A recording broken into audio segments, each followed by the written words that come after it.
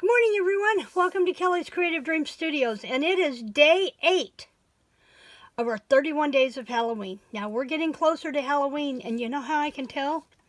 It was 38 degrees outside this morning when I got up, and we're still only setting at 45 as I record this at 9:30 in the morning.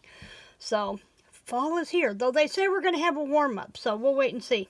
Anyway, today we are doing a different type of card.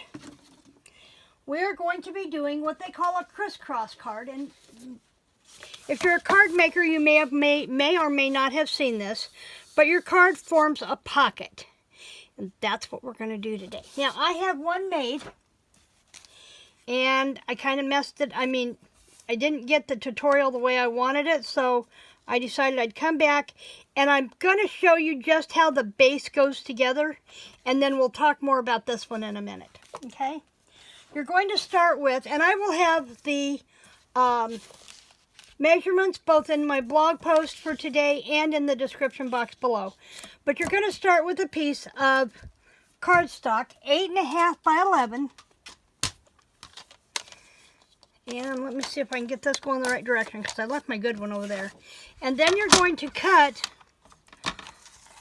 on the 8.5 side. You're going to cut that down to 4 inches. Now, don't go way too far with this. You may need it later, okay?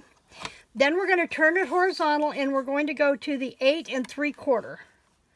So we have 1, 2, 3/4. Okay? So then we have that. Now, then you're going to take another piece, and you're going to cut this one at 4.5 by 4. So we know this one's 4.5. This piece we have left is 4.5. So we're just going to turn it and cut it at 4. Okay? Then you can get rid of that piece. Okay. Now don't go too far with your trimmer, because we're going to need it in a minute too. Okay, first off, and I've got to have a scoreboard here because I didn't bring my Stampin' Up! Trimmer. You're going to take your 4 by 4.5, and on the 4-inch side, now on the 4.5-inch side, you're going to score it at 5/8. So I have 1, 2, 3, 4, 5. And we're going to score that. And that's all of that we're going to need. I can get this out of the way and put it back. I tell you, a document holder over here for holding my trimmers and all my tools has been amazing. I don't have things tangling up within each other. Okay, so now we have that. Now, you're also, I guess I do need this. You're also going to score this. And what did I score that one at? I didn't write that measurement down. Did not write that one down. Where's my ruler? I scored that one at 4 inches. Okay. So I guess we do need the scoreboard still. This longer one we're going to score at the 4-inch mark. Ow. Memory keepers did not design this board well, just saying. I think that's my 4-inch mark. The numbers are hard to see, and if you have this in place, you can't see anything anyway. So, okay, so we have that. Pretty sure I'm done with that now, but I won't go too far away with it just in case. So then we have that, and we're going to fold that in. Boy, I didn't cut that straight on that trimmer either, did I? That Fiskars trimmer. It's got to go. I'm going to have to find me a new one. Okay, so now you have this, and you have this. Now you're going to take, so quick recap on your 8.5 by 11, cut it at 4 inches, turn that piece horizontal and cut it at 8 3/4. Then you're going to cut another one from that other piece, 4 inches by 4.5, score at the 5/8. Now I'm going to turn these, oh, no I'm not going to turn those over. I'm going to run glue, get my glue cap off of there, on that flap. That's going to become your hinge. And then I'm going to butt this right up against that score line so that I get this straight. That score line and my cut edges are my guide, okay? So now you have a piece that will do this. Man, that did not cut straight at all, did it? It's going to bother me, so let me fix that really quick. Okay? There. I hate uneven edges. Okay, so now you have this, just like this. Okay? Now, before you do anything else, because I did this backwards on the last video, you're going to cut whatever you want pattern DSP for your inside to be your background. Cut that, and it's going to be,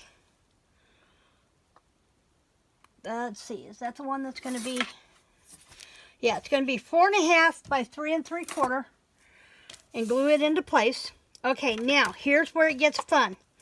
You have this like this. What you're going to do, and I'm going to draw a pencil line so you can see.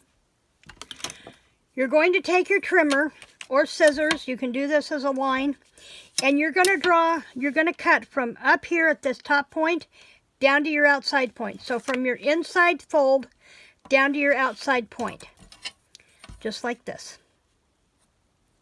Let me do this way.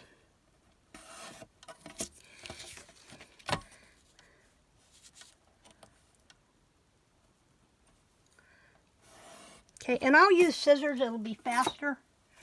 So you have those lines from your inside fold line to your outside point.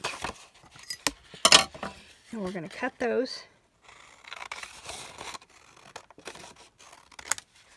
Just like this. I had not done this in the first video, and I thought it's really hard to understand what the heck I'm talking about, so I'm re-recording. Okay, so now you have this. Then you will cut another piece of designer series paper. Now, if you're using a two-sided paper and you like both sides, you only need to cut one of these. 3.5 by 3 3/4. Otherwise, you're going to wind up cutting 2. So, which I did because my reverse didn't work. So let me cut this one really fast. 3 inches by 3 3/4.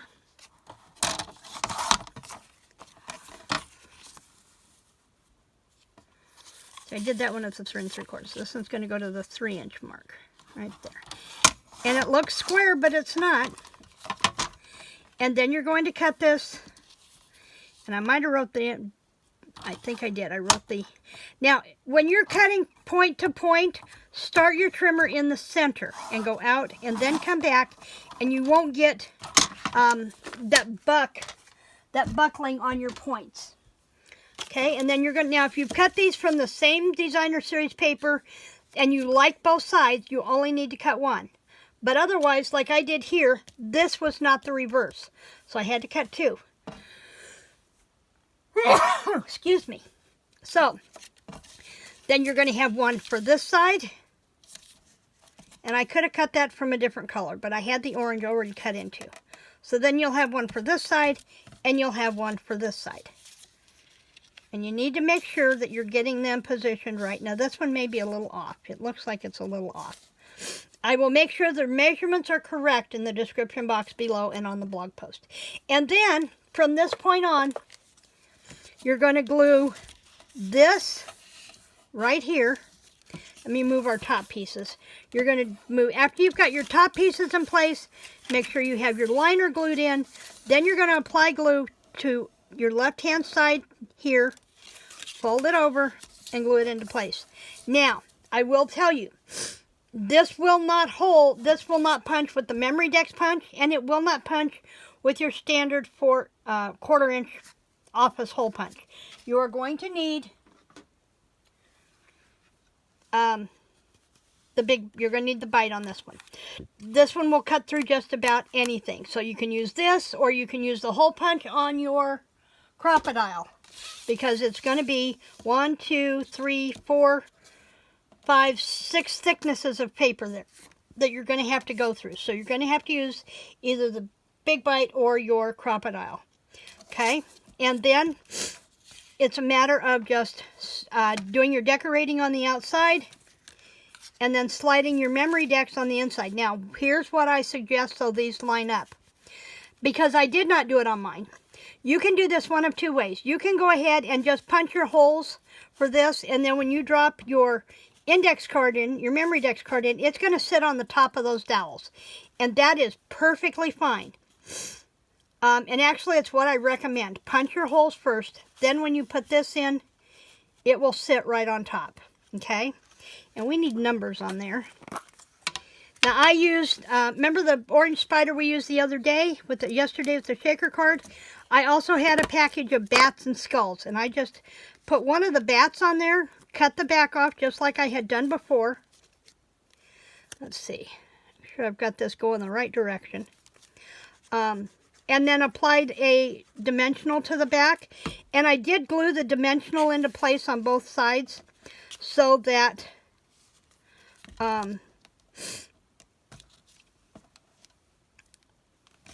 I knew that going in and out of the Memory Dex box that wasn't going anywhere. I added a bit of trim. This is a bias tape that I bought on clearance at Joann's.